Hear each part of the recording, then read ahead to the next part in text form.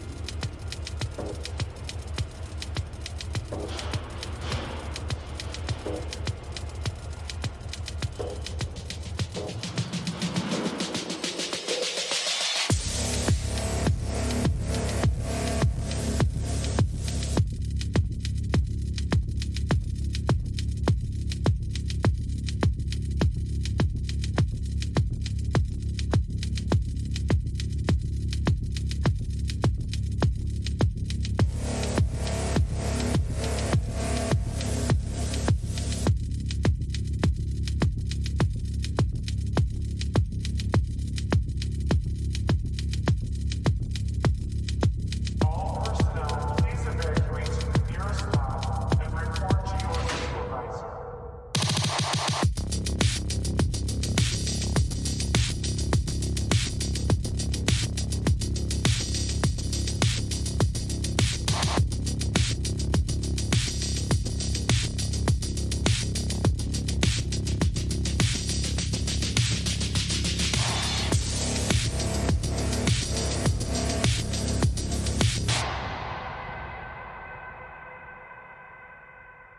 Tekrar stüdyodayız. 7. yılın kutlu olsun Mert. Teşekkür ederim. Vietnam'da da seni prezente etti Mercedes-Benz ve bu konu hakkında da biraz konuşur musun? Yurt dışına defile yapmak, oradaki basının ilgisi nasıldı? Mercedes-Benz değil aslında. Oranın Vietnam Uluslararası Moda Haftası tarafından ben prezent edildim. Sonraki sene de Laos Moda Haftası tarafından yine prezent edildim. Tek Türk tasarımcı olarak hem Vietnam'da hem Laos'ta koleksiyonlarımı sergiledim. Çok farklıydı. Öncelikle Asya pazarına açılmam için çok büyük bir kapı oldu. Oradaki kitle de beni çok sevdi. Güzel bir deneyimdi. Bir hafta, her iki yerde de bir hafta kaldım. Düşünün, ulaşımınızdan konaklamanıza her şeyinizi onlar karşılıyor ve sizi destekliyorlar. Orada büyük bir misafirperverlikle sizi karşılıyorlar. Koleksiyonlarınıza gerçekten bir sanat eseri gözüyle bakıyorlar. O runway'de selamlamaya çıktığınızdaki o alkışlar, farklı ülkenin atmosferi ve kendi ülkenizi orada temsil etmeniz çok farklı bir duygu. Umarım niceleri olur. Umarım, evet. Sürdürülebilirlik ve dijitalle ilgili biraz da konuşmak istiyorum. Sevgili meslektaşımla başlayalım. Şimdi çok fazla defile izliyoruz. 15. sezonu İstanbul'un, ama onun dışında dünyada da bu iş dijitalleşmeye doğru gidiyor Mukaddes. Özellikle Sen bu konuda ne düşünüyorsun? Yani bunun artıları ve eksileri, fiziksel moda haftasında özlediğin ya da burada çok iyi oldu dediğin neler var? Ben geleneksel bir medyacıyım aslında. Kelimenin tam anlamıyla daktilodan geldim diyebilirim ama yaşımı söylemeyeceğim. Tabii bir tıkla şu anda her şeyin önümüzde olması çok heyecan verici. Aynı zamanda korkutucu da aslında. Biz tabii fiziksel yaşadığımız daha önceki moda haftalarında işte kulis dedikoduları, yer kapma maceraları, kim ne giymiş, bugün ne var, öyle geçirdiğimiz günler vardı. O çok heyecanlıydı ve tabii dokunulur bir şeydi. Şimdi bugün bir ilki yaşıyoruz ama bu da çok güzelmiş. Burada şu anda bulunduğumuz ortamda aynı heyecanı yaşıyoruz diyebilirim. Yani bir tıkla 800 kişinin izlediği bir defileyi şu anda belki 8 milyon kişi izliyor diye düşünüyorum ve kalıcı olacak ve özellikle genç tasarımcılar için inanılmaz bir platform olduğunu düşünüyorum. Ben çalıştığım dergide B-Style'da başladığımızdan beri genç modacılara hep çok destek olmaya çalıştım. Bu anlamda moda haftasına da çok büyük faydamız olduğunu düşünüyorum. Mert de bunlardan biri ve çok iyi olacağını düşünüyorum. Onun için buradayım, birlikteyiz. Gerçekten ekip de çok iyi, Lapart çok iyi. Şu ana kadar hiçbir sorun yaşamadık. Çok güzel, bakalım bundan sonra neler olacak. Evet, gerçekten güzel gidiyor. Bir de burada şunu özellikle belirtmek istiyorum. Bence çok önemli. Hem editör gözüyle hem yurt dışı basın hem de buying açısından ilk defa Vogue Runway ve Business of Fashion platformlarında olacak tasarımcılarımız. Evet. Bu da gerçekten Türkiye'nin tanıtımı için, Türk modasının tanıtımı için muazzam bir gelişme. Peki sürdürülebilirlikle ilgili ne düşünüyorsun? Çünkü gerçekten hem çok fazla soru var bununla ilgili, hem de biz basın tarafı, tasarım tarafı, tekstil tarafı hepimiz aslında el ele verip bu konuyu da konuşmamız gerekiyor. Bu konuda Mert'in biraz önce bahsettiği gibi daha giyilebilir, daha uzun yıllar gardıroplarımızda kullanabileceğimiz tasarımlara ihtiyaç var. Ama bunun haricinde sürdürülebilirliğin tasarım boyutundaki yeri nedir sence? Çok doğru. Şöyle diyelim, dediğimiz gibi ay bir an heyecan yaptım bir anda. Şimdi biz normal fast food yaşıyoruz artık. Hayatımız doğru. çok hızlı. Tabii çok şık giyinmeyi istiyoruz. Çok güzel olmak istiyoruz ama şimdi yeni normalde artık her şey çok daha natürel, daha doğal olduğunu düşünüyorum ve giyilebilir bir moda anlayışının gelmesi bir kere bizim için, bir kadınlar için büyük bir kolaylık olduğunu düşünüyorum ama aynı zamanda podyumda da inanılmaz farklı renkler ve çizgiler olması da çok güzel. Sanıyorum bundan sonra böyle yaşayacağız artık. Evet. Bir yandan da tabii dijitalleşen dünyada her şey elimizin altında. Dediğin gibi çok hızlı yaşıyoruz ve bu moda haftası da Türkiye'de ilk defa dijital olarak gerçekleşen moda haftasının arkasında çok büyük bir ekip var. Doğru. 15 günlük büyük çekimler, fotoğraf ve video çekimleri. Dünyada da aslında bunu ilk defa yaşıyoruz. Yani çok deneyimleyebildiğimiz bir şey değil. O yüzden hatalar da görüyoruz. Çok ilginç yaklaşımlar da görüyoruz. Dünyada takip edebildiysen favorin nedir? Mesela hangi defileyi çok beğendin? Bakabildiğim kadarıyla Burberry'yi çok beğendim. Çünkü başka bir dış mekanda olması çok önemli. Çok büyük bir markanın farklı bir çizgiyle yol alması güzeldi ama orada bile yani dünyanın en büyük markalarından birinde bile teknik hatalar vardı. Kesinlikle. Bu da yani bunu deneyimleyerek herhalde yaşayacağız. Bizim de olabilir, burada da olabilir. Ama bu da bir adım adım ilerleyeceğiz diye düşünüyorum. Aslında işin organik olarak gelişmesi de güzel. Burada sabah buluştuk, kahvemizi Evet. içtik, koleksiyona baktık. Bir taraftan da bunu canlı yayında anlatabilmek bence işin aslında tatlı tarafı. Evet, heyecanlı tarafı. Kesinlikle heyecanlı tarafı. Mert, çok teşekkür ediyorum. Biraz koleksiyonuna ilgili tekrar buraya dönecek olursak, yüz ifadelerini nakış olarak işlemişsin. İlk defa çanta yapmışsın. Aksesuarlara bayıldım. Gerçekten pandemi sürecini bence iyi değerlendiren tasarımcılardan birisin. Bununla ilgili düşüncelerini de almak istiyorum kapamadan önce. Şöyle, bu süreçte tabii ki birincil ihtiyaçlarımızdan sonra bu koleksiyona döndüğümde bir şeyleri ilk kez denemek için kendimi cesaret buldum. Dedim ya, özüme döndüğümdeki o yarattığım kendimle kavgaların sonucunda bazı cevaplar aramak istedim. Bu cevapların sonucunda ilk kez bu sezon trikoya adım attım. Ben normalde triko tasarımları yapan bir tasarımcı değilim. Daha sonrasında el işimizle yaptığımız takılar yaptık. Mutabakatı çok iyi anlatması için bu takılara farklı anlamlar yükledik. Farklı taşlar kullandık. Üzerine simgeler çizdik. Runway'de çok belli olmayabilir ama orada Çekimde çok çok farklı belli. açılarla, çok farklı materyallerle bir şeyleri bütünleştirdik. Sadece ayakkabılar hariç her şeyi biz kendimiz tasarladık. Çanta olsun, triko olsun, aksesuarları olsun, kemerleri olsun. Çantada yapmak benim için çok güzel bir tecrübe oldu. Bu koleksiyonda 3 tane çanta yaptım. Ama keyifli bir çalışma oldu. Bundan sonraki koleksiyonlarımda da eminim ki deneyeceğim. Vallahi ben çok beğendim. Kişisel olarak zaten trikoyu çok severim. Gömleklerin üstüne kullanmışsın. Farklı kumaşlar birleştirmişsin. Evet. Güzel bir koleksiyon, güzel bir 18 look ve dolu dolu bir 7 yıl. Annen de burada. Sizin de son olarak düşüncelerinizi alayım. Pandemi süreci yaramış ve güzel işler ortaya çıkmış. Kesinlikle, kesinlikle. Daha farklı dediğim gibi çanta, evet aksesuar bunları kullanmıyordu ama pandemi süreci hani hep şunu da yapsam, bunu da yapabilirim aslında. Hani daha fazla zaman olunca insanın daha fazla düşünmesine sebep oluyor. Ve güzel bir sonuç oldu. Yani koleksiyon da gerçekten bence de çok başarılı. Her şeyden önemlisi rahatlık olması. Hani önceden biraz daha işte nasıl diyeyim size avantgard dediğimiz gibi bahsettik.